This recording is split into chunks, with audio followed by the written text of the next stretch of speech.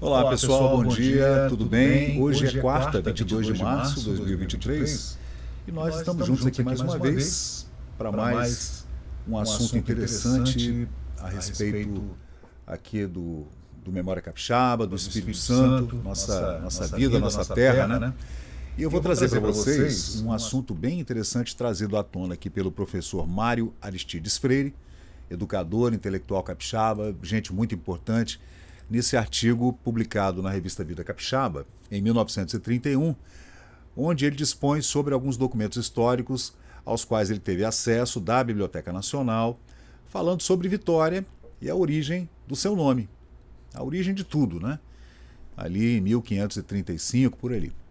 Aí ele começa dizendo: o volume 13º dos documentos históricos publicados pela Biblioteca Nacional reproduz diversas cópias autênticas de antigos códices da Bahia. Lembrando que tudo se concentrava na Bahia, né? Salvador era a capital do Brasil nessa época. Capital da colônia, né?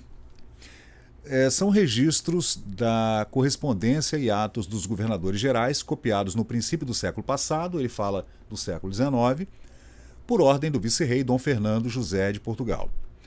Figuram também nesse volume os translados do foral e também da doação com a conhecida apostila da Capitania do Espírito Santo. Todas as regras, né, tudo. Já tivemos ocasião de aludir à divergência em alguns autores quanto ao mês em que foi firmada a doação a Vasco Fernandes Coutinho. Bom, se foi em janeiro, os foi em junho daquele ano, né? Segundo a reprodução agora feita, essa doação foi firmada em 1º de junho de 1534. Na carta, Dom Fernando fala o seguinte, ó: e outro sim me praz que o dito capitão e governador, era o título, né, na época, e todos os seus sucessores possam, por si, fazer vilas todas e quaisquer povoações que se na dita terra fizerem, e lhe a eles parecer o que devem ser, as quais se chamarão vilas, e terão termo e jurisdição, liberdades e insígnias de vilas, segundo foro e costume de meus reinos. E isto, porém, se estenderá que poderão fazer todas as vilas que quiserem das povoações que estiverem ao longo da costa da dita terra e dos rios que se navegarem, porque por dentro da terra firme, pelo sertão, as não poderão fazer menos espaço de 6 léguas de uma à outra, para que possam ficar ao menos 3 léguas de termo a cada uma das ditas vilas. Até isso, até a forma como ele poderia fazer a disposição dessas vilas e a distância entre elas, né? Vasco Fernandes Coutinho recebeu também, como outros donatários das capitanias do Brasil, né, mais 10 léguas de terra que seriam dele ao longo da costa, de júri e herdade, livre e isenta de foro e tributo, exceto o dízimo à ordem de Cristo. Eu acho que nessa ocasião, né, ali pelo século XVI, Dom Fernando não recebia diretamente, ele recebia através da igreja, né, passando pela igreja. Devia, dentro de 20 anos, tomar posse dessa dada, escolhendo essas 10 léguas em qualquer ponto da capitania. Havia a respeito a seguinte restrição na carta, abre aspas, Dom Fernando falando: não as tomando, porém, juntas, senão repartidas em 4 ou 5 partes, e não sendo de uma a outra menos de 2 léguas, as quais terras o dito capitão e governador e seus sucessores poderão arrendar e aforar em fatiota, etc. Então, além disso, ele tomava posse, poderia dividir a terra em sesmarias e ainda poderia arrendar, aforar, etc. Fatiar, né? Invocando essa data especial de 15 de julho de 1537, o donatário cedeu a Duarte de Lemos a Lesiria ou Ilha Grande, que está da Barra para dentro e que se chama Santo Antônio. Essa é a ilha onde nós vivemos hoje, a Ilha de Vitória, né? 3 anos depois, ratificou essa cessão por escritura lavrada em Lisboa em 20 de agosto de 1540 e confirmada em 8 de janeiro de 1549. Você vê como é que as coisas demoravam, né? Ele fez a entrega para Duarte de Lemos em 1540, né, que foi o documento lavrado em Lisboa, E esse documento só foi confirmado 9 anos depois. Na aludida escritura, como a reproduziu Brás Rubim, figura Dona Isabel Fernandes como mulher do donatário outorgante. Olha a dúvida aí, né? Vasco Fernandes Coutinho, na escritura, tinha uma esposa chamada Dona Isabel Fernandes. Já na Carta Régia, de 12 de março de 1543, pela qual ficou fixado o limite ao sul da capitania, consta, porém, Dona Maria, mulher do dito Vasco Fernandes, né?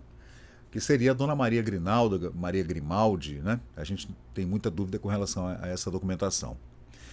José Marcelino e Brás Rubim afirmam que Vasco Fernandes Coutinho foi casado com Dona Maria de Campo, filha de André de Campo, senhor da vila de Erra, né, Portugal, recebendo em 1537 o alvará pelo qual o donatário fez expressa cessão da ilha de Santo Antônio. Duarte de Lemos apressou-se em dar às pessoas e moradores dessa terra grandes sesmarias, dividiu a ilha de Vitória, né, como ficou depois expresso na escritura de 20 de agosto de 1540. Vasco Fernandes estava lá na Prainha, lá na Piratininga, lá no Morro do Moreno. Lá era o assentamento. E ele cedeu a Duarte de Lemos a ilha de Santo Antônio, né? Nesse documento, Vasco Fernandes dispôs por quanto a dita ilha está limitada por termo da povoação do Espírito Santo, que ele, Duarte de Lemos, nem seus sucessores não foram na dita vila. Temendo os incolas, os colonos, parece preferiam a ilha de Duarte Lemos, onde, aos poucos, foi se constituindo ali uma nova povoação. Você vê que os colonos preferiram vir para a ilha de Vitória por conta da proteção natural que a Bahia fornece à nossa ilha de Vitória. Lá na Vila Velha, lá na cidade do Espírito Santo, no primeiro assentamento do Vasco Fernandes Coutinho, havia o perigo do enfrentamento com as tribos indígenas que já viviam ali há centenas de anos, né? Brás Rubim, depois de aludir a uma vitória de Diego de Moura contra os índios, conclui referindo que, para eternizar a memória da derrota que os colonos assim infligiram, deram o nome de Vitória à povoação da ilha de Duarte de Lemos, ou Nova Vila do Espírito Santo. Aí existe um problema histórico, né? Somente o donatário, entretanto, tinha poderes para instituir vilas, de acordo com a já citada disposição da Carta Régia de 1º de junho ou janeiro de 1534. Portanto, né, existe mais um probleminha aí, histórico, né? José Marcelino atribui a Vasco Fernandes Coutinho, depois de um ataque contra os índios, a fundação de um povoado na ilha, onde havia melhor água. Então aqui, em Vitória, nós tínhamos a Fonte Grande, de uma água potável maravilhosa, Gruta da Onça. Essas fontes de água, esses aquíferos são muito antigos, né? Então existe essa dúvida. Quem veio povoar primeiro a ilha de Vitória? Foi uma cessão de Vasco Fernandes para Duarte de Lemos, outorgada em 1549, ou foi o próprio Vasco Fernandes que veio para Vitória por conta da briga com os índios ali, aquelas lutas intermináveis, e por conta da água. Como pôde Vasco Fernandes Coutinho conciliar a criação da vila com a doação anterior da ilha? Naquele tempo, como acentua Baltazar Lisboa, simples povoações tornavam, às vezes, o nome de cidades. A fundação de Vasco Fernandes Coutinho, entretanto, segundo esse autor, não tinha fossos nem muralhas. Além disso, não podia, em desacordo com a ordem régia, tomar a denominação de cidade. Não podia. Dom Fernando não autorizou que se criasse cidade. Eram vilas, transformadas em vilas de povoações, se elas já existissem. Então, ele não poderia nunca transformar a vila de Santo Antônio ou a do Espírito Santo em cidade. Em 1550, o donatário deixou mais uma vez a capitania. Vasco Fernandes viajou, né? Sabe-se agora, pelos documentos históricos, que a 22 de março de 1550, Vasco Fernandes estava na Bahia, onde recebeu do almoxarifado, o almoxarife de armas, lá, munições, armas, que estão enumeradas nesses documentos históricos no volume 13º, na página 311. Nesse ano estava no reino o padre Francisco da Luz, que havia sido vigário da capitania. Esse registro está na página 310. Na ausência do donatário, Pero de Góis, visitando em 1553 as capitanias do Sul, a mando de Tomé de Souza, encontrara a colônia em decadência e desordem. Ele escreve a Tomé de Souza, falando que a capitania do Espírito Santo estava abandonada, em completa desordem. Vasco Fernandes estava na Bahia. Aí ele diz: os engenhos estavam desprovidos da artilharia necessária, como Sua Alteza mandava. Aí é um escrito do Baltazar Lisboa, primeiro, no volume 6º desses documentos históricos, da Biblioteca Nacional de Lisboa, página 260, e ele descreve que, a 14 de setembro de 1551, Francisco de Oliveira, feitor e almoxarife do Espírito Santo, recebeu novos armamentos para a capitania. Novos reforços de armas foram ainda fornecidos em 1552, documentação no volume 14º, páginas 93 e 299 dos documentos históricos. Em 1552, segundo os citados documentos, serviu durante 7 meses de vigário na Vila de Vitória o padre Pero de Souto, que de 6 de janeiro a 6 de agosto recebeu 10.500 réis, correspondentes a 18.000 réis anuais, por o vigário da dita vila ser no dito tempo ausente. Então ele teve um corte no salário, você viu, Eram 18.000 anuais, como ele ficou ausente, ele recebeu 10.500. A referência à Vila da Vitória, nessa verba de pagamento efetuada a 13 de janeiro de 1552, se não houve acréscimo imperdoável do copista, quando, por ordem do Marquês de Aguiar, restaurou o primitivo códice, vem estabelecer uma dúvida séria a propósito do nome, da origem do nome da capital do Espírito Santo. Se o texto primitivo referia-se de fato à Vila de Vitória em 1552, como está agora reproduzido e a redação faz crer, errou o historiador Rocha Pombo, na página 234 do volume da História do Brasil, afirmando que há incerteza se a denominação de Vitória começou a ser atribuída à vila em 1558 ou em 1559.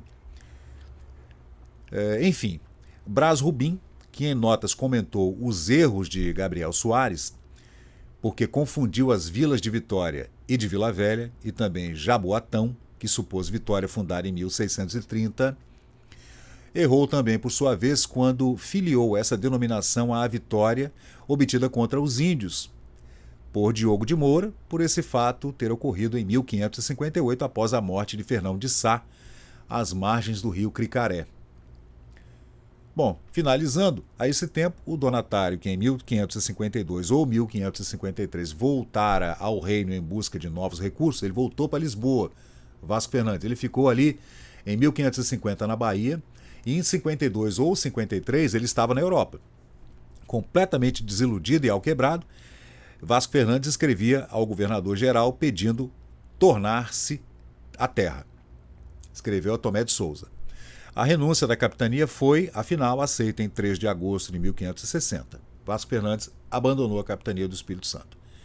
No ano seguinte, uma carta a Mendes Sá, escrita a 16 de outubro de 1561, afirmava que Vasco Fernandes Coutinho havia falecido.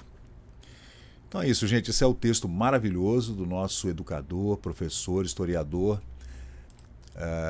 Mário Aristides Freire, que eu trago aqui para vocês, nessas fotos icônicas, e esse artigo sensacional que eu pesquisei, transcrevi e li para vocês na íntegra aqui no Memória Capixaba.